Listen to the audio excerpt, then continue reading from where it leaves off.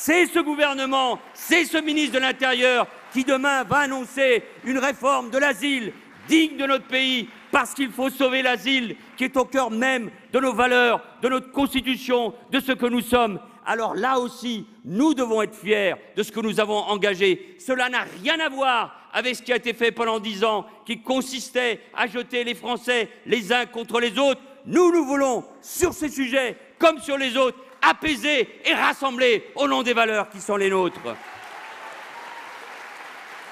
Mes chers amis, ces tristes voix qui se déchaînent, qui transpirent la haine, et notamment sur les réseaux sociaux, nous devons les combattre.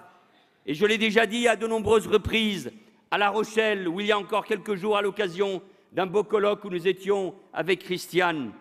Je pense aux propos de ce Dieudonné qui ne fait plus rire personne depuis bien longtemps, et à l'intellectuel, entre guillemets, Alain Soral, qui a toujours irrigué une grande partie de l'extrême droite, qui s'en prend à un journaliste, Frédéric Aziza, parce qu'il est juif, et il le fait parce que l'extrême droite, sa tradition, ça a toujours été l'antisémitisme. Je pense à ces mots-clés de la honte qui, sur Twitter, viennent raviver les pires stéréotypes. Quand après la Shoah, on en vient à dire qu'un bon juif, c'est un juif mort, c'est bien qu'il y a un problème et que l'on ne peut plus fermer les yeux et qu'il faut dénoncer, parce que cette parole, aujourd'hui, elle ne touche plus les milieux traditionnels de l'extrême droite. Elle fait aussi des dégâts en banlieue. Et ce que je demande aux militants et aux citoyens de la gauche, c'est de se rendre compte qu'une pensée d'extrême droite est aujourd'hui en train de gagner d'autres consciences.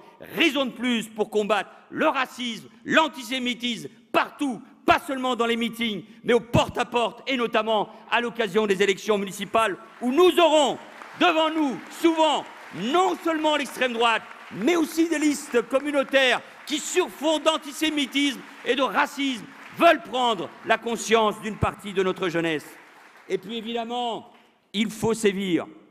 Et mes chers amis, nous devons nous rappeler, cela a été dit ce soir, que c'est ce gouvernement et sur ma proposition que le président de la République a décidé la dissolution de 5 groupuscules d'extrême droite, et notamment l'un d'entre eux, l'œuvre française, qui depuis des décennies est au cœur, là aussi, de la matrice intellectuelle d'une grande partie de l'extrême droite.